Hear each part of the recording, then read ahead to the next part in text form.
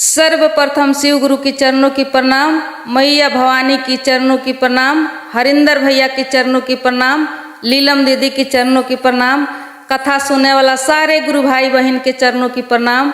मेरा प्रणाम स्वीकार हो। हे महादेव जी, मेरा प्रणाम स्वीकार हो। आई दीदी, एगो कहावत सुनले होखेम कि का एगो काम कर दे तू तो तहरा ई गोड़ के महावर दह जाइत। ई कहावत आप लोग सुनले होखेम कि एगो कामवा कइए दे तू तो तहरा गोड़ के महावर दह जाइत।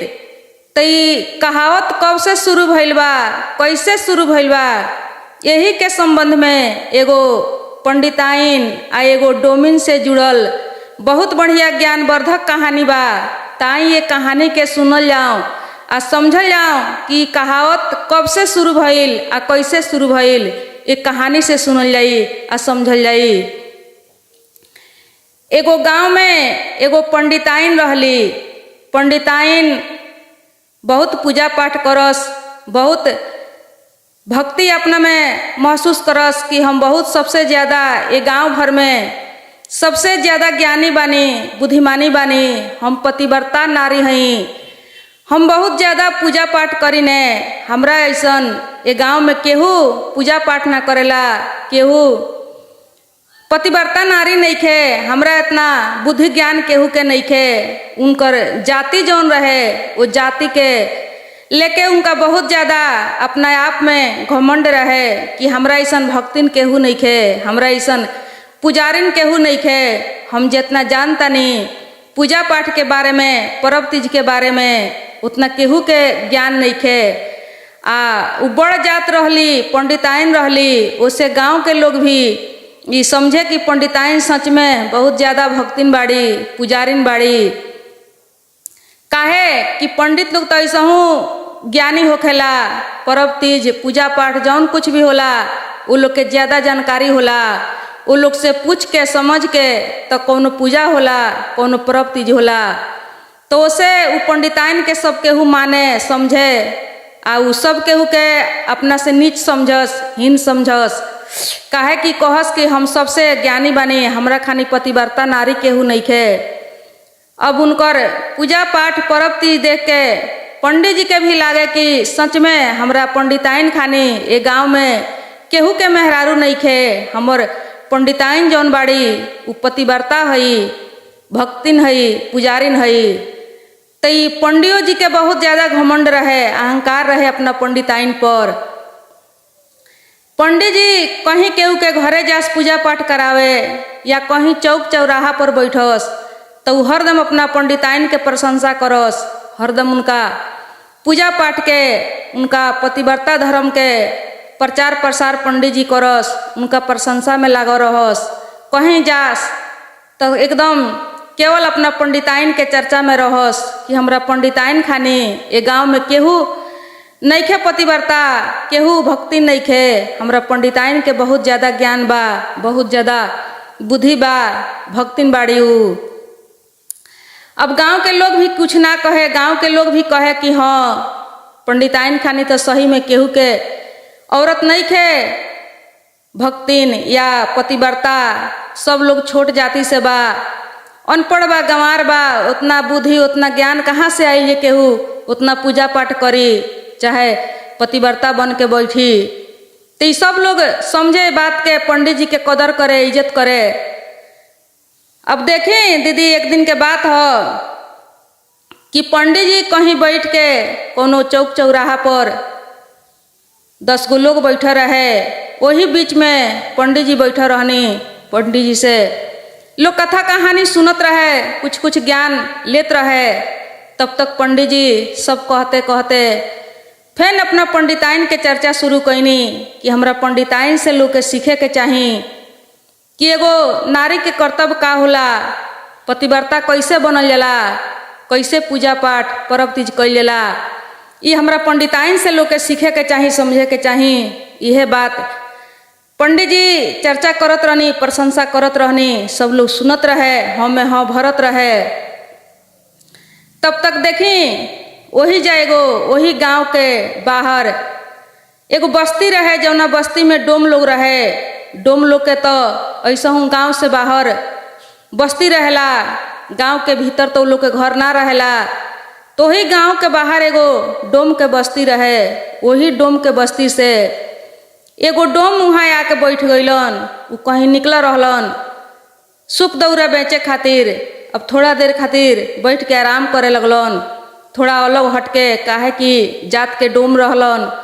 तो उसे वो थोड़ा सा अलग हटके आ बैठ के पंडित जी के कथा कहानी जीबा से सुने लगलन।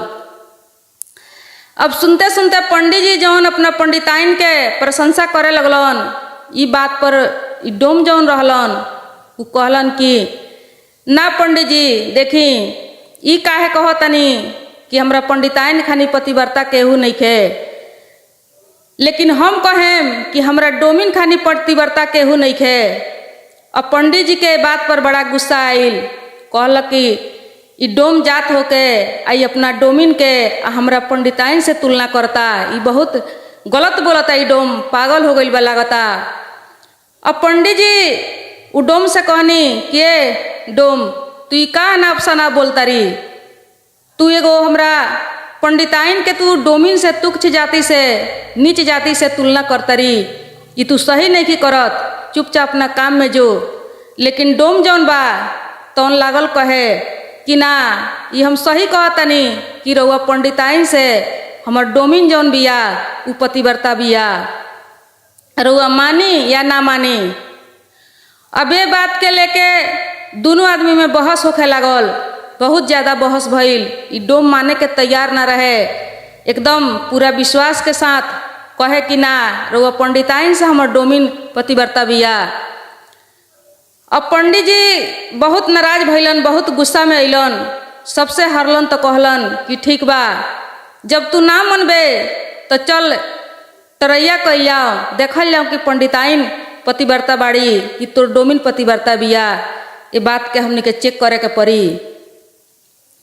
अब दोनों जने पंडित जी कहले कि चल पहले हमरा घरे तू देख हमरा पंडिताइन के, हमर पंडिताइन कैसन बाड़ी, आ हमरा पंडिताइन के ते मजाक उड़ाओ तारी, ई सही बात नहीं खे, ई गलत ते कर तारी।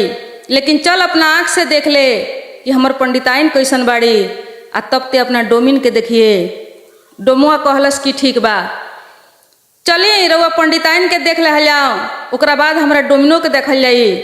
अब देखी दीदी का भइल कि दोनों आदमी वहाँ से चल दिलक लो, चल के आई लोग पंडित जी के द्वार पर। पंडित जी के द्वार पर जब आई लो तब पंडित जी अपना पंडिताइन के हाथ लगौले, कहले कि ए पंडिताइन एक लोटा पानी लेके बाहर आओ, द्वार पर केहू मेहमान आइल बा।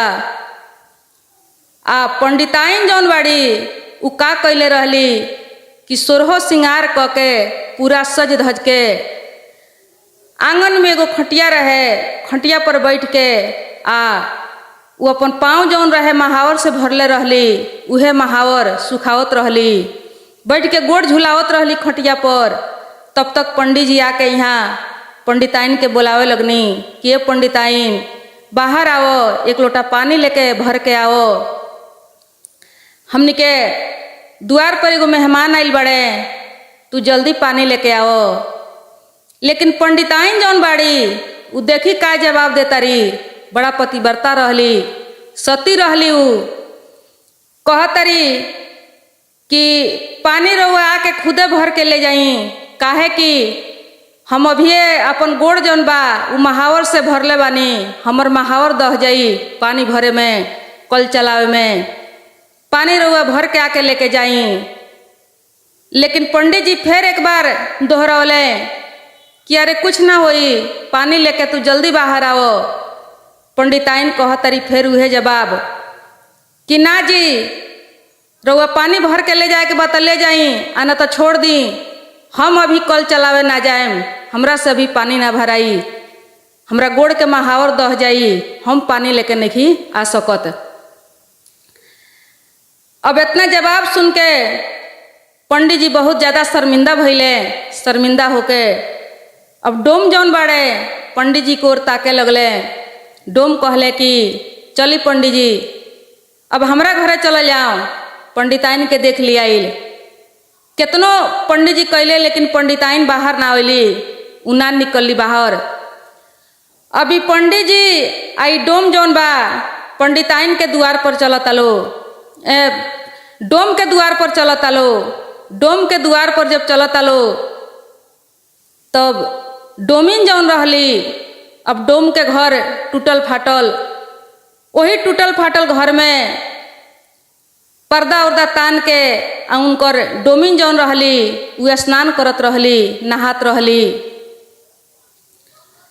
अब जब ई द्वार पर गइल बालो तो डोम कहत रे अपना डोमिन से कि रे खोबड़िया के माई, बाहर एक लोटा पानी लेके आओ, द्वार पर पंडित जी आइल बानी।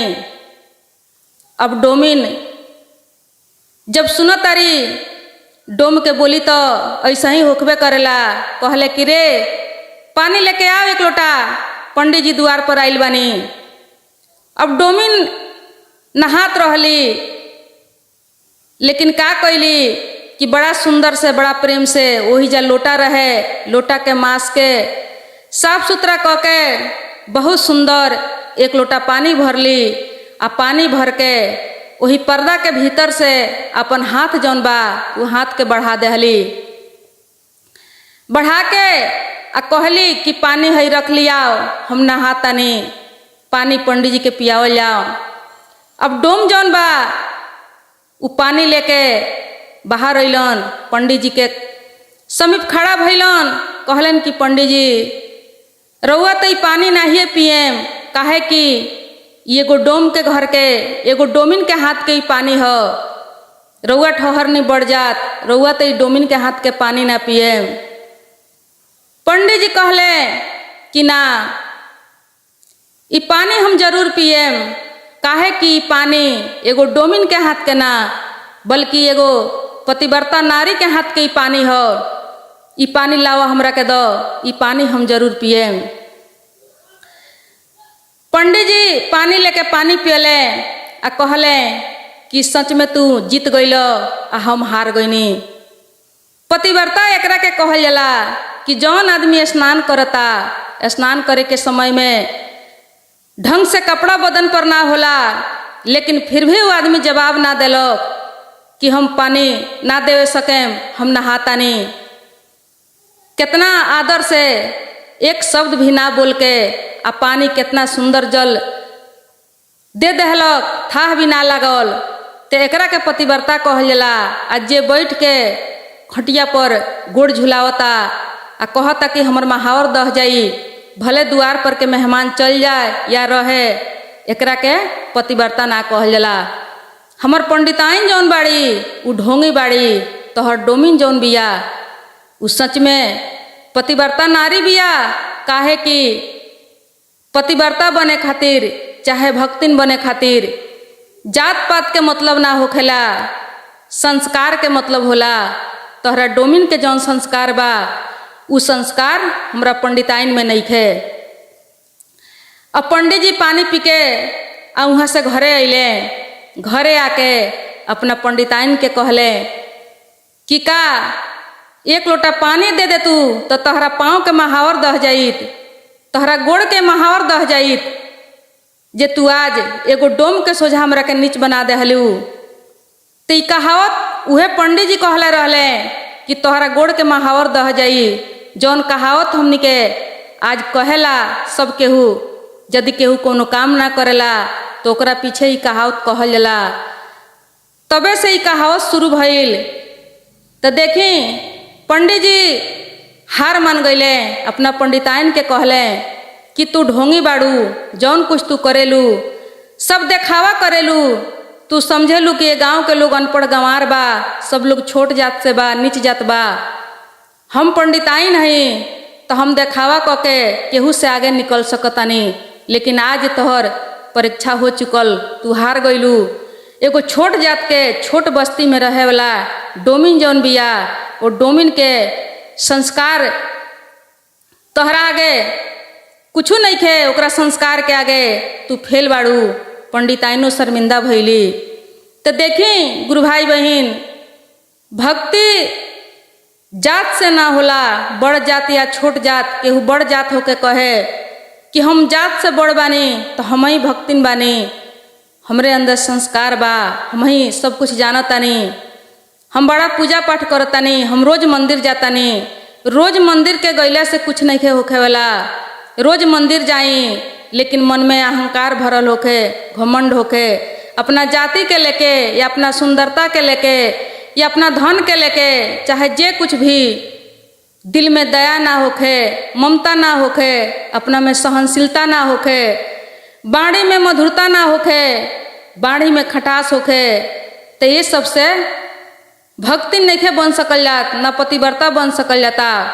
पतिव्रता नारी हर जेठ छोट के सम्मान करेला, इज्जत करेला, कदर करेला, ओकरा में दया होला, सहनशीलता होला, ओकर बाणी जौन बा एकदम मधुर होला, ओकरा बाणी में मिठास होला, हर गुण ओकरा में भरल रहेला।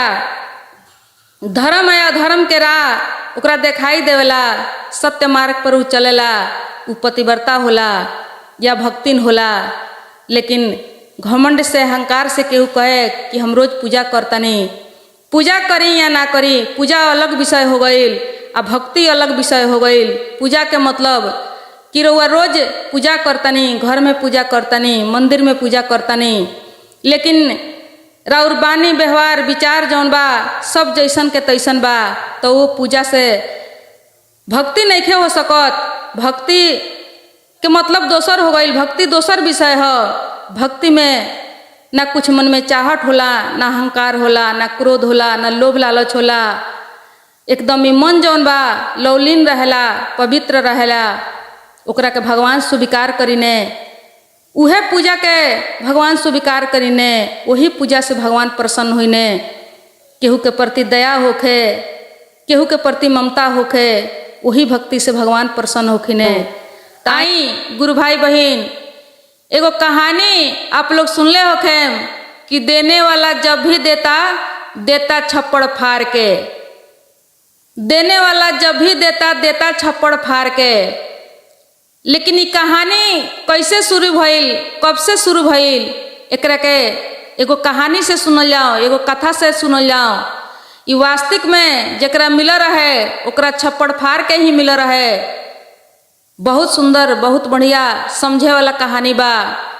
कहानी के दीदी पूरा सुनल जाओ, काहे कि कौनो कहानी कथा गलत ना होला। कथा कुछ ना कुछ लेके आवेला, कुछ सीख देवेला जौन हमनी के जीवन में जरूरी बा। कथा कहानी सुन के यदि दिल में उतारल जाला तो कभी ना कभी हमनी के जीवन में काम लग जाला। ताई बहुत बढ़िया कहानी बा, ये कहानी के ध्यान से सुनल जाओ कि कैसे ही कहानी शुरू भइल, कब से शुरू भइल। एगो गांव में एगो साधारण परिवार में एगो आदमी रहत रहे, छोट परिवार रहे। उनका गांव के बगल में छोट मोट एगो चौक रहे, बाजार रहे। वही चौक पर उनकर एगो दुकान रहे, वही दुकान में वो अपन काम करस, अपन परिवार चलावस। एक दिन के बात हो कि वो अपना काम में जात रहलन साइकिल लेके। जब अपना काम में निकल रहलन तो रास्ता में उनका एगो बहुत भीड़ दिखाई देलक। बहुत लोग वहाँ इकट्ठा रहे, जमा रहे। अब वो भीड़ देख के सोचलन कि कथी के भीड़ लागल बा, ये भीड़ थोड़ा सा हमू देख लेती कि कैसन भीड़ हो। काहे कि भीड़ देखला पर केहू कितनो इमरजेंसी में निकलल होई, लेकिन भीड़ कौन चीज के हो, कैसन भीड़ हो, ये देखे खातिर कहीं भी आदमी रुक जाला। जब भीड़ देख लियला तो रुक ही के पड़ेला। तो वैसे ही उन्हों के लागल कि ये भीड़ देखी कैसन भीड़ हो। अब जब भीड़ देखे गईलन तो देखी कोनो मारपीट लड़ाई झगड़ा के भीड़ ना रहे। वहाँ ज़्यादा करके तो भीड़ या तो नाच बजा होके आ ना तो मारपीट लड़ाई झगड़ा के होला। लेकिन वहाँ ये सब कुछ ना रहे। बहुत सुंदर एगो कहीं से संत आई रहलन। उ संत कथा सुनावत रहलन। सब गांव के लोग कथा सुनत रहे, प्रवचन सुनत रहे, गुरुजी से ज्ञान लेत रहे। बहुत सुंदर। अब इहो सुन के कथा सुने लगलन। ओजन रुक के कथा में गुरुजी बतावत रहनी कि चोरी कईल पाप हो, गुस्सा कईल पाप हो, लोभ लालच पाप हो, ईर्ष्या कईल पाप हो, केहू के रोआवल तड़पावल पाप हो, केहू के सामान कहीं पड़ल होखे लेकिन उस सामान के छुए के ना चाही, हाथ ना लगावे के चाही, उठावे के ना चाही। केहू के सामान होको कहीं मिल जाए सुनसान जगह में, लेकिन कभी कोई के चीज ना छुए के चाही। अपन मन कस में कके कंट्रोल में कके रहे के चाही। जीवन के यह मूल आधार बा, तत्व बा हमनी के सही जीवन जिए के बितावे के। केहू के सामान कहीं पड़ल होखे कभी ना छुए के चाही। कम से कम एक दिन भी ये नियम के पालन करके देखे के चाही कि ऐसे कुछ हानि या लाभ बा कि ना। एक दिन पहले अपना के देखी, एक दिन के नियम बनाई, तब देखी एकर गुण अवगुण कैसन बाई। अब वहाँ से कहानी सुन के चल गईलन अपना दुकान में, गईलन दुकान में अपन काम कैलन, काम करके शाम के लौटत रहलन। तब तक देखी दीदी संजोग कैसन रहे कि वही दिन उनका रास्ता में एगो धन से भरल बहुत सुंदर घड़ा मिल गईल। जब घड़ा मिल गईल तो उ देखलन तो उनका लागल कि घड़ा उठाई, लेकिन फिर उनका गुरुजी के बात जौन रहे वो याद आ गईल कि गुरुजी कहले बड़न कि केहू के सामान पड़ल होई लेकिन उस सामान ना उठावे के चाही। कम से कम एक दिन के भी नियम अपनावे के देखे के चाही। और जब से कथा सुन ले रहलन तब से मन में ठानले रहलन कि हम ना होखी तो कम से कम एक दिन हमहू ये अपना के देखें, झूठ साँच होखे या कोनो भी गलत काम होखे, कम से कम एक दिन हम गुरुजी के बात के उल्लंघन ना करें। एक दिन हम अपना के देखें कि ऐसे का हानि लाभ बा। कथा सुनते मात्र अपना मन में ये उतार ले रहलन गुरुजी के बात। अब तब तक मन में ठान ले बड़न कि कुछ नहीं खे छुए के, झूठ साँच नहीं खे बोले के, कम से कम एक दिन। तब तक देखी संजोग कैसन बा कि वही समय में वही दिने धन से भरल उनका घड़ा मिल गईल। अब जब घड़ा मिल गईल तो देखी ये कैसे दुविधा में पड़ गईलन। अब यहाँ पूरा जगमगा रहल बा वो घड़ा में सोना चांदी हीरा मोती। आ यहाँ मन जौन बा गुरुजी के कथा सुन के मन ठान ले रहे कि केहू के सामान छुए के नहीं खे। अब हम करी तो कौन उपाय करी। यहाँ धन भी लौकता, यहाँ गुरुजी के बात भी लौकता, जौन वचन अपना मन में ठान ले रहलन उहो लौकता। अभी कहलन कि एगो काम करतनी, ना होता तो ई धन के घड़ा वही जाएगो बहुत पुराना पीपर के गाछ रहे, वही पीपर के गाछ तर कहलन कि आज एक के छुपा देतानी, यही जा गढ़ के रख देतानी, ना हुई तो कल एक के ले जाए। काहे कि गुरुजी कहले बड़े कि एक दिन कम से कम झूठ साँच से बचे के चाही, चोरी वोरी से बचे के चाही। तो हम एक दिन के नियम अपना मन में ठानले बानी तो ये हमार नियम भी बच जाई, गुरुजी के बात भी रह जाई। अब बिहान ये धन भी हमरा हासिल हो जाई, हम बिहान ये धन के लेके चल जाए। अब का कैले कि वैसा ही वो धन के उजा वो पुरानी वाला पीपड़ के पेड़ तर गाड़ देले, छुपा के अपना घरे गईले। अब घरे जाके खैले पियले, सब बात थोड़ा सा मन में बेचैनी रहे, सब बात अपना पत्नी से बतौले। उनकर पत्नी सुनली तो उनका पत्नी के और ज़्यादा चिंता हो गई कि वो धन बिहान मिली कि ना मिली, बीच में कोई ले न जाए, कोई के मालूम जन हो जाए। बहुत चिंतित हो गईली। अब खा पी के जब सुते गईलो तो उनकर पत्नी जौन रहली, काहे कि पत्नी लोग के कुछ धन दौलत के ज़्यादा चिंता होला, कुछ घर के काम धंधा में ज़्यादा चिंता होला, तो उसे उनका बहुत ज़्यादा चिंता होखे लागल कि ना जाने ई घड़ा हमनी के मिली कि ना मिली। ऐ सब बात बता दिल रहलन कि हम जात रहनी ह तो कथा सुनले रहनी ह। कथा में गुरुजी कहले रहनी ह कि केहू के सामान ना छुए के चाही, कम से कम एक दिन के भी नियम अपनावे के चाही, अपना जीवन में उतारे के चाही। तो हम कथा सुनते मातर अपना मन में ठान ले रहनी ह कि कम से कम एक दिन हम जरूर कोनो गलत काम ना करें। आ तब आजे के दिने हमरा घड़ा मिल गई हो तो हम दुविधा में पड़ के उ धन से भरल घड़ा जौन बा ओकरा के छुअनी है ना, घर लेके ना अइनी हो बल्कि छुपा दिले बानी। अब ओसे इनकर पत्नी जौन रहली सुन के बड़ा चिंतित रहली। रात में उनका नींद ना आवे, कभी ये करवट तो कभी वो करवट, कभी ये करवट तो कभी वो करवट। अब इनकर पति जौन रहले कहले कि देख तू चिंता मत कर, तू आराम से सुत, बेचैनी छोड़ द। काहे कि देख जब ईश्वर के देवे को होई तो केहू न दिहे छप्पड़ फाड़ के।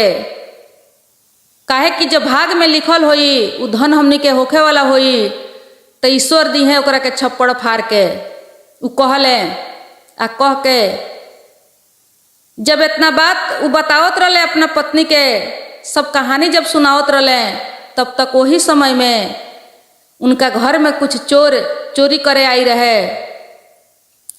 अब चोरी करे आई रहे तो उनका घर में धुरखुरा सपटा रहे, सब बात उ सुन लेलक। सुन के उ बतौले कि धन पीपड़ के गाछ तर गाड़ दिले बानी पुरानी वाला। अब चोर सब सुन लेला सन। चोर सुन के कहला सकी ई घर में तो बेकार बा, घर में का मिली, ई सब धन तो रखले बा पीपर के गाछ तर। अब वही जैसे चल दिला सा चोर। चोर जाके आ पीपर के गाछ तर कोड़ के देखा तरसन तो वही जानू घड़ा मिलल। घड़ा तो मिल गई दीदी, लेकिन देखी वो घड़ा में हड्डा बिरनी, सांप गोचर बिच्छू इत्यादि से भरल रहे। अब उ देख के चोर जौन बड़ा सन बड़ा गुस्सा आई लोकनी के, कहलसन कि ई हमनी के साथ सरासर धोखा कैले बा। ई हमनी के मालूम रहले एकरा शायद कि हमनी के चोरी करे आवे के बा, ओसे ही हमनी के साथ ही सलूक कैले बा, धोखा कैले बा। पहले ही से ही हड्डा बिरनी ले जाके अपना खेत में गड़ले बा आ हमनी के देख के आई हमनी के सुनौलक हो। अभी एकर हड्डा बिरनी जौन बा तौन एकरे घर में ले चल के पटक के चलाओ जाओ, काहे कि हमनी के साथ ही बहुत धोखा भइल बा। अब देखी खीस के मारे ई चोर उ घड़ा उठा के आ लेके अइलक लो, आया के उनका छान पर चढ़ गइलो। पहले के घर छान छप्पर के रहलो, आज भी बा तो छान छप्पर पर चढ़े खातिर खास ज्यादा कोनो मेहनत नहीं खे। ओकरा के कैसहू क के उ छान के ऊपर चढ़ गइल एगो चोर। आ चढ़ के ऊपर से सोचलक कि सुतले में ये लोग के देह पर हम पटक देतानी कि सांप गोजर हड्डा बिरनी ये लोग के मुआदी खत्म कर दी। हमनी के साथ ही धोखा कैले बड़न, ओकर बदला लेवे खातिर इनका के सुतले में हम ये लोग के देह पर हम बीगेम।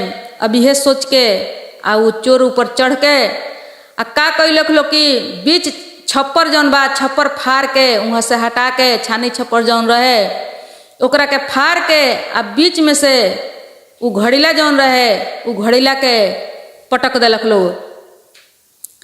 घड़ीला पटक के सीधे बिछौना पर आइल, बिछौना पर आके देह पर गिर गइल आ चोर वहाँ से फरार हो गइल। जब घड़ीला गिरल तो ये दोनों पति पत्नी जागत आलो, धड़ाम दे जब बाजल तो उठ के बैठत आलो तो देखत अरे कि जौन घड़ीला हम पीपर के पेड़ तर छुपा के आए नहीं हो उहे घड़ा हई पूरा में हीरा मोती सोना चानी से भरल रहे उ आ छप्पड़ फाड़ के गिरल खो।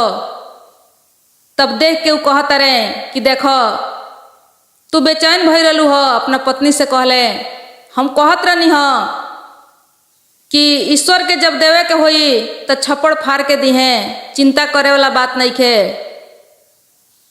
आ उ बात सही हो गई कि देने वाला जब भी देता छप्पड़ फाड़ के। तो देखी दीदी सुने वाला समझे वाला बात यहाँ ई बा कि चोर जब गइल तो उहे धन उहे सोना चानी उहे हीरा मोती हड्डा बिरनी सांप गुजर में कैसे बदल गइल। उहे घड़ा जब इनका घर में आ गइल तो फिर अपना वास्तविक रूप में कैसे आ गईल, सोना चांदी में कैसे बदल गईल। इनकर एक दिन के कथा के प्रभाव रहे, कथा जौन सुनले रहलन वो कथा के प्रभाव रहे। वो कथा सुन के आ जौन शब्द रहे गुरुजी के, उस शब्द ये अपना दिल में जब उतरले रहलन, ये अपना लेलन कि हम कम से कम एक दिन खातिर भी सही नियम पर चलेम, गलत काम छोड़ देम, सही कर्म करेम हम।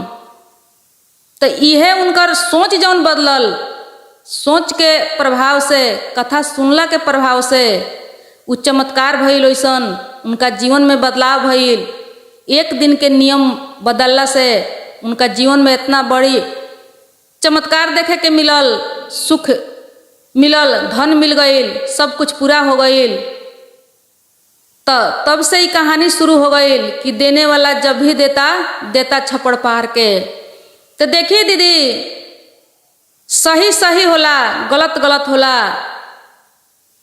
सही काम के सही ही परिणाम मिलेला।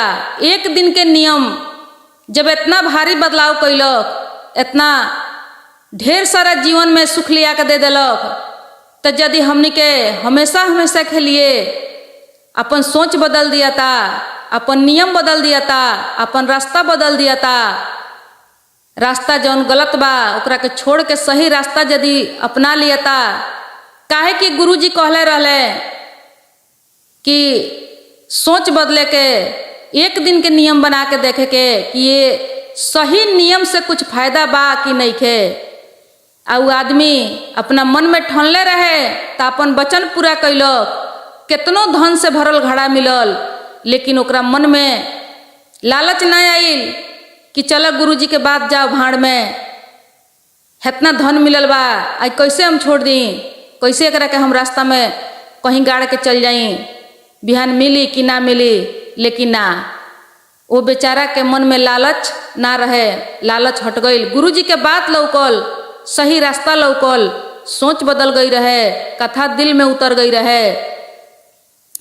तो वह कथा के प्रभाव हो, सोच के प्रभाव हो। सोच जैसे बदलेला हमनी के, तैसे हमनी के सुख सामने आके खड़ा हो जाला।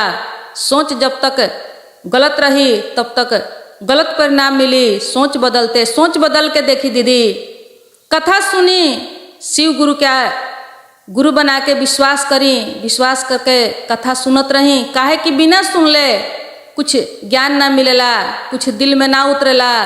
यदि वो रास्ता में कथा ना सुनले रहतन, उनका कथा सुने के ना मिले रहित, तो उनका भी छप्पड़ फाड़ के कुछ ना मिली। वो कथा के प्रभाव हो, गुरु के ज्ञान के प्रभाव हो। गुरु द्वारा ज्ञान ली, कथा सुनी, कथा सुनाई, अपना से जौन बने तौन सही रास्ता चुनी। सही रास्ता में बहुत दम बा, सांच के सुर पताल तक सही होला। थोड़ा देर लगेला लेकिन अंधेर ना होला, घबराए के नइखे दीदी। 3 सूत्र के पालन करी। यह 3 गो सूत्र जौन बा हमनी के रास्ता बदल दी, हमनी के सोच बदल दी, हमनी के मन बदल दी। मन के अंदर जितना भी अवगुण बा, जौन हमनी के आँख पर पर्दा पड़ल बा, कुछ दिखाई नइखे देत, उ सब चीज हमनी के दूर हो जाई। हमनी के सही सही लौके लागी, हमनी के सही रास्ता दिखाई दी, सही मार्ग दिखाई दी, जौना से हमनी के जीवन बदल सकता। हमनी के भी आवे वाला दिन में छप्पड़ फाड़ के कुछ ना कुछ मिल सकता। तो ऐसे ही कथा कहानी सुने खातिर दीदी ये चैनल के सब्सक्राइब करी, वीडियो के शेयर करी, लाइक करी, कमेंट में हर हर महादेव जरूर लिखी। हर हर महादेव लिखला से मन शुद्ध होला, मन पवित्र होला। जितने मन से निकली हर हर महादेव, उतने ही मन के गंदगी जौन बा दूर होई, मन शुद्ध पवित्र होई। जब तक मन शुद्ध ना होई, पवित्र ना होई, तब तक सोच ना बदली। काहे कि सोच बदले खातिर ये मन के निर्मल बनावल जरूरी बा। आ सोच बदलते बहुत जीवन में हमने के फायदा होई, लाभ होई। आई गुरु भाई बहन, आप लोग के बीच में बहुत बढ़िया एगो कहानी लेके आइल बनी। एक कहानी के पूरा सुनी। काहे कि कौनो भी कथा कहानी यदि पूरा सुनल जाला तो कहानी के निचोड़ समझ में आवेला। कहानी के जौन मूल बात होला वो कहानी के अंत में ही जाके समझ में आवेला। ते कहानी के सुनी, बहुत बढ़िया कहानी बा। एक कहानी के नाम बा कि सास कंजूस आ पतोह दानी। बहुत बढ़िया बा ई कहानी। तो आई ध्यान से कहानी के सुनल जाओ। एगो गांव में एगो पंडिताइन रहत रहली। पंडिताइन जात के पंडिताइन रहली, लेकिन उनका में कर्म जौन रहे एकदम छोट जात से भी गलत कर्म रहे। उनका में थोड़ा सा भी सही कर्म ना रहे। जौन पूजा पाठ हिंदू धर्म में जौन हमनी के पर्व तीज होला, पूजा पाठ होला, दान उपदान होला, तीर्थ धाम होला, कुछ ना रहे उनका में। पूजा पाठ ना करस, कभी कहस की पूजा करे में अगरबत्ती, अक्षत, चंदन, प्रसादी, कपूर ई सब में खर्चा लागेला। दिया बत्ती बारे में खर्चा लागेला। ई सब फालतू के खर्चा हो। पर्व तीज करे में पैसा के खर्चा होला। ई सब बहुत गलत लागे उनका। कुछ भी ना करस कहियो। बहुत ज़्यादा कंजूस रहली। लड़ाकू भी उतना ही रहली। अपना अगल बगल के अड़ोसी पड़ोसी से रोज न रोज केहू से उनकर झगड़ा लड़ाई हरदम होखे। पंडिताइन नाम के पंडित नाम के उनका में थोड़ा सा भी कौनो गुण ना रहे। बहुत दुष्ट रहली उ पंडिताइन। उ पंडिताइन के जे बा से एगो बेटा रहलन। बेटा के स्वभाव बहुत बढ़िया रहे। बेटा बहुत असल रहलन, लेकिन पंडिताइन के कारण वो लड़का के शादी ब्याह ना होखे। जे भी सुने से कहे कि ना ये घर में लड़की के दी, ये घर में लड़की दियाई। तो ये लड़का के माई जौन बिया बहुत दुष्ट बिया, ये लड़का के शादी ना होके पाई। ऐसा ही कह के वो लोग के दिन बीते, लेकिन वो लड़का के शादी ना होके वो माई के कारण से। कुछ दिन के बाद कुछ पड़ोसी लोग सलाह कैलक कि माई को घरी खातिर रहियन, लड़का के स्वभाव अच्छा बा, हो सकता कि कोनो लड़की से शादी करा दियाई तो वो लड़की के सुख होई ये घर में। काहे कि लड़का के स्वभाव जौन बा, विचार जौन बा, सब बढ़िया बा। तो एगो लड़की से लड़का के शादी करा दिया। कब तक कि लड़का माई के चलते कुंवारा रही। तो एगो पड़ोसी का कैलन कि उनका रिश्तेदारी में एगो लड़की रहे। वो लड़की से जाके वो लड़की के बाप से बात चललन रिश्ता के, शादी के। वो लड़की जौन रहे तौन बहुत संस्कारी रहे। शुरुए से ओकरा गांव में जब शिव चर्चा होखे तो वो अपना गांव में शिव चर्चा देख के, सब गुरु बहिना लोग के देख के शिव के गुरु बना ले रली। आ शिव के गुरु बना के शिव चर्चा करस, 3 सूत्र के पालन करस, नित्य दिन पूजा पाठ करस, दान उपदान करस। उ छोटे उम्र से वो लड़की बहुत संस्कारी आ दानी रहली। अब वही लड़की से उ पड़ोसी जौन रहलन इ लड़का के शादी करा दहलन। शादी होके लड़की घर में अइली। जब घर में अइली तो अपन जब पूजा पाठ शुरू करे लगली तो इनकरी बुढ़िया सास पंडिताइन जौन रहली उनका के मना कर दहली कि कौनो ई पूजा पाठ के जरूरी नहीं खे, ई फालतू के खर्चा हमरा घर में नहीं खे, कौनो पूजा पाठ ना होके के चाही, कौनो पर्व तीज ना होके के चाही। अब तो ई शुरुए से पूजा कैले रहली, चर्चा कैले रहली। इनका तो बड़ा मन में दुख आइल। सोचली कि तो बहुत गलत जगह हमार शादी हो गईल, पूजा पाठ हमार रुक गईल, शिव चर्चा रुक गईल, सब कुछ रुक गईल। अब देखिए दीदी, पूजा पाठ तो उनकर मना हो गई, लेकिन शिव के जौन गुरु बनौले रहली, 3 सूत्र के जौन पालन करत रहली, उ मन ही मन शुरू कर दहली। काहे कि देखी ई मन जौन बा, ये मन पर कोई के रोब ना चलेला, कोई के बस ना चलेला। काहे कि ई मन अपना मन से चलेला, अपना हिसाब से चलेला। वही से मन ही मन के ऊपर कोई के काबू नहीं के चल सकत। तो मन ही मन शिव के अपना 3 सूत्र के पालन करस, दया मांगस, चर्चा करस, नमः शिवाय के जाप करस, कहस कि हे भोलेनाथ, हे शिव गुरु, बहुत गलत जगह आके फंस गई बानी। अब रउआ चर्चा में हम नहीं जा सकत। अब मन ही मन हमर पूजा जौन बा तौन रउआ स्वीकार करेम। सब रउआ अंतर्यामी बानी, सब रउआ जानतानी, हमार हालत देखतानी। अब ऐसा ही कह के उनकर दिन बीते लागल। अपन काम धाम करस, अपना पति के, अपना सास के सेवा सत्कार करस, उनका बात के उल्लंघन ना करस, मन ही मन अपन 3 सूत्र के पालन करस। अब कुछ दिन के बाद पंडिताइन कहली उनका घर में गाय या भैंस रहे, गाय भैंस के दूध होखे। तब पंडिताइन कहली कि देखो बहू, तुहू कुछ है दूध लेके गांव में जाके घुमा के बेच के आओ, 2 पैसा आई तो हमनी के घर में कुछ तरक्की हुई, आमदनी बेसी हुई। तो अकेला बेटा के कमाई से कुछ हो नहीं के पावत। तब वो लड़की कहली कि देखी माँ जी, हम अभी नया बानी, हम केहू के चिन्हत जानत नहीं खी, कहीं गांव घूमले देखले नहीं खी, हम कैसे ही काम कर सकें। दूधरिया के बोला के आ हमनी के दूध बेच दियाई तबो हमनी के 2 पैसा आ सकता। तो उनकर सास कहली कि देखो, दूधरिया कम भाव में दूध किन के ले जाई आ बेसी दाम में ले जाके बेची, उससे अच्छा रही कि दूध अपना हाथ से ले जाके बेचल जाई तो 2 पैसा ज़्यादा हमनी के घर में आई। अभी कितनो मना कैली, कहली कि हमरा टाइम नहीं खे, हम साँझ सवेरे खाना बनाएम, काम देखेम कि दूध लेके बेचे जाएम। लेकिन उनकर सास कहली कि देखो, सझिया सवेरे तू खाना बनैह, काम करीह, लेकिन दोपहरिया के समय में तोहरा ई दूध लेके बेचे जाए के पड़ी। अब का कैली बेचारी, अपना सास के बात के संस्कारी लड़की रहली, जवाब ना देली, उल्लंघन ना कैली।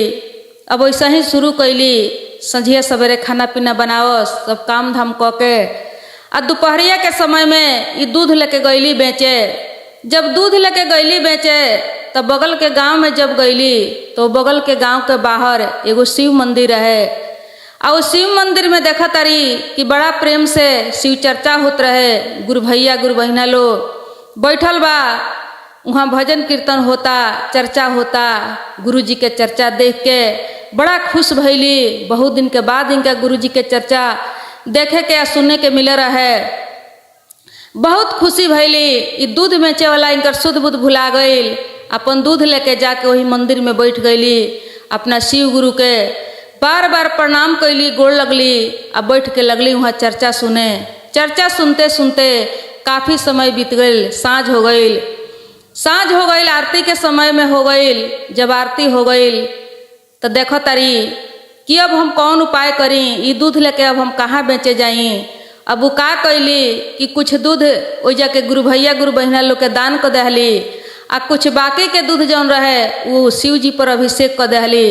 अभिषेक करके शिव जी के जौन लिंग पर चढ़ रहे अक्षत चंदन फूल, वही में से कुछ उठा लेली आ उठा के अपना घरे चलैली। घरे जब अली तो ले जाके एगो उनका नैहर से काट के बक्सा मिल रहे, वही बक्सा में रख दहली। आ उनकर सास उनका से हिसाब मंगली कि दूध के पैसा कहाँ बा, ले आओ, बुझाओ हमरा पास कितना के दूध बेचाइल बा, हिसाब दो हमरा के। तो कहली कि देखी माँ जी, आज के पैसा आज नहीं खे मिलल, आज के पैसा कल मिली तो हम कल रउआ के हिसाब ले आके देम। कहली उनकर सास की ठीक बा, कल हमरा हिसाब चाहिए दूध के। अब फेन बिहान भैले उ दूध लेके गईली। दूध लेके जब गईली तब फिर मंदिर में शिव चर्चा होत रहे। वो शिव जी के मंदिर है, वो शिव मंदिर में रोज शिव चर्चा होके, रोज गुरु भैया गुरु बहिना लोग वहाँ पूगे, भजन कीर्तन होके, गुरु जी के चर्चा होके। अब गईली, अब शिव चर्चा देख के फिर इनकर मन जौन बा से वही शिव चर्चा में लाग गई। फिर बैठ गईली, बैठ के शिव चर्चा सुनने लगली। शिव चर्चा सुनते सुनते साँझ हो गई। जब साँझ हो गई तब कहली कि दूध अब कहाँ लेके जाएम, अब तो घरे जाए के टाइम हो गई बा। अब फेन जे बा से वो दूध का कैली कि दान कर दहली, कुछ लोग के दान करके आ कुछ दूध वो शिवलिंग पर अभिषेक कर दहली। अभिषेक करके वहाँ जौन भभूत चंदन अक्षत फूल उल चढ़ रहे तौना में से थोड़ा सा उठा के आ लेके घरे चलैली। जब घरे अली तो इनकर सास पूछली कि दूध के हिसाब कहाँ बा, दूध के पैसा कितना भइल। तो कहली कि देखी माँ जी, दूध के हिसाब जौन बा वो महीना पर मिली, सब लोग महीना पर दूध खाता, कहता कि महीना जब लागी तब हम पैसा देहें। तो कहली कि ठीक बा, तू महीने पर हमरा के हिसाब देखियो, लेकिन देखिए कुछ गड़बड़ ना होखे, सही सलामत हिसाब के तू ख्याल रखियो, हमरा के महीना पर हिसाब दिह। अब देखिए ऐसे ही यह जारी रह गईल। रोज दूध लेके जास आ रोज शिव चर्चा सुनत आ वहाँ दूध कुछ दान करस आ कुछ शिव जी पर अभिषेक करस आ वैसे ही शिव जी के लिंग से कुछ अक्षत चंदन लेके आवस आ अपना वो काट के बक्सा में रख देस। अब यह करते करते समय बीत गईल। महीना दिन जब हो गईल तब इनकर सास लगली हिसाब लेवे। कहली कि बहू तू आज हमरा के हिसाब दो, महीना लग गईल, 1 महीना में तू हिसाब देवे के कहले रहलू, दूध के हिसाब दो। अब देखी इनकर बहू शिव चर्चा में से आई रहली, आके कहली कि ठीक बा माँ जी, थोड़ा देर के बाद हम सब काम निपटा लेतनी तो हम रउआ के हिसाब देहेम। कहली उनकर सास की ठीक बा। अब सब काम धाम करस आ डरे जे बा से इनकर प्राण सुखल जाए। बहुत ज़्यादा डर रहे कि आज तो महीना लाग गईल बा, अब इनका के हिसाब हम कहाँ से देम। सारा दूध तो हम दान कर दिले बानी, शिव जी पर अभिषेक कर दिले बानी। हे शिव गुरु, हे दानी, हमरा पर दया करेम, कृपा करेम। अब हम कौन उपाय करी? ई सास तो हमर ऐसन बाड़ी कि आज हमरा के छोड़िए ना। आज हमारे घर से विदाई बा, पिटाई बा, हमर विदाई बा, आज हम बच ना पाएम। हे गुरुजी, हे दानी। मन ही मन थर थर काँपस। आ जब उनकर सास कहस तो कहस कि सुनी माँ जी, थोड़ा देर रुक जाई, हम खाना उना बना ले तनी, महीना दिन के हिसाब बा, हम निश्चिंत से हिसाब देम। सब समझा के हम सही सही बताएं। अब वो खाना उना बनौली। खाना जब बनौली तो फिर इनकर सास कहतरी कि तू काहे बहाना पर बहाना करतरू, पहला हमरा के जल्दी हिसाब लिया के बुझाओ। कहली कि देखी माँ जी, पहले हमने के खाना उना खा लिया, ओकरा बाद में हम हिसाब बुझाएम। अब कहली कि ठीक बा, जल्दी खाना खियाओ, जल्दी हिसाब बुझाओ हमरा के तू। अब खाना उना खियाओ दहली। आ खाना उना खिया के कहली कि दी माँ जी, राउर पैर दबा दी, ओकरा बाद हम हिसाब देम। तब कहतरी उनकर सास कि तू जल्दी बताओ कि कहाँ धैले बड़ू सारा पैसा। अब बहाना मत कर कोनो, बहुत ज़्यादा बहाना कैलू तू साँझे से, जल्दी हिसाब हमरा के दो। अब थर थर काँपत रही मन ही मन। कहस कि हे शिव गुरु, हे दानी, अब कौन उपाय करी, इनका के कहाँ से हिसाब ले आके दी हम तो रउआ चर्चा में विभोर हो गईनी, सब सुध बुध भुला गईनी, चर्चा सुने लगनी, हम दूध बेचे ना गईनी, हम कौन उपाय करी। अब हमरा ना चाहत रहे शिव चर्चा में बैठे के, हमरा चाहत रहे गाँव गाँव घूम के दूध बेच के ले आवे के। आज हमरा पर बहुत भारी संकट आ गईल बा, आज ये घर से हमर विदाई हो जाई, हम कहाँ जाएम, हमरा के लोग का कही, हम बहुत ज़्यादा दुखित बानी। हे गुरुजी, हमर लाज बचाई। मन ही मन शिव गुरु के अपना विनती करस, दया मांगस। अब इनकर सास जे बा से एकदम तबाही मचा दहली। दूध के हिसाब खतरा लगली बेचैन करे उनका के, बहुत गुस्सा में बोलस। अभी कहली कि देखी माँ जी, हम ऊ काट के जौन बक्सा बा हमरा घर में, वही में हम सब पैसा हिसाब रख ले बानी। का कैली उनकर सास जे बा दौड़ल दौड़ल गईली, चाबी लेके आ काट के ऊ बक्सा जौन रहे ऊ खोल दहली। आ खोल के जब देखा तारी, जैसे खोल तारी बक्सा उठाओ तारी, तो सही वो बक्सा में पूरा भरल बक्सा हीरा मोती से जगमग जगमग करत रहे। अब देखली इनका सास तो एकदम चकित हो गईली कि ई कौन हिसाब हो। आके अपना पतोह के पकड़ के ले गईली। कहतरी कि तू केकरा घर में डाका डलले बड़ू, केकरा घर में चोरी कैले बड़ू, केकर सब सामान छीन के ले आइल बड़ू। अब पतोह देखली, पतोह देख के चकित हो गईली। कहतरी कि हे माँ जी, ना केहू के घर में डाका डलले बानी, ना केहू के घर में चोरी कैले बानी, ई तो सब हमरा शिव गुरु के कृपा हो, उन्हीं के दया हो। देखिए हम सब कहानी कह के सुनाओ तनी, बताओ तनी। हम जब दूध बेचे जात रहनी हो, तब बगल के गांव में जौन मंदिर बा शिव मंदिर, वो मंदिर में चर्चा होत रहलो। वही चर्चा में हम बैठ जात रहनी हो, शिव गुरु के चर्चा सुने लागत रहनी हो। आ जौन दूध बा तौन कुछ लोग के दान करके, कुछ दूध शिव जी पर अभिषेक करके हम वहाँ से कुछ अक्षत फूल लेके चलावत रहनी हो। आ उहे अक्षत फूल लिया के बक्सा में रख देत रहनी हो। आज ये गुरु जी के कृपा हो कि दूध के बदला में ई जौन भी हीरा मोती सोना चांदी मिलल बा, ई सब हमरा शिव गुरु के कृपा हो, दया हो। काहे कि हम बचपन से शिव के गुरु बनौले रहनी। कुंवारे से हम शिव के गुरु बना के 3 सूत्र के पालन करत रही। लेकिन जब यहाँ अइनी तो रउआ हमरा के मना कर दहनी, हम 3 सूत्र के पालन ना करे सकनी। मन ही मन 3 सूत्र के पालन करी। जब दूध बेचे निकलनी तब हमरा चर्चा मिलल, तो हम चर्चा में विभोर हो गईनी। हम सब सुध बुध खो के उस शिव चर्चा में टाइम दे देनी। ताज उन्हीं के दया हो, उन्हीं के कृपा हो। अब ऐसन चमत्कार जब देखली उनकर सास तो अपना पतोह के गले से लगौली, बड़ा खुश भैली, निहाल भैली कि बेटी हम तहरा के चिन्ह ना पौनी, बहुत गलती कैले बानी, तोहर पूजा पाठ तोहर धर्म हम रोक के हमरा से बहुत गलती भइल बा, तोहरा के चिन्हे में हम भूल कैनी, तू तो साक्षात लक्ष्मी बाड़ू हमरा घर के।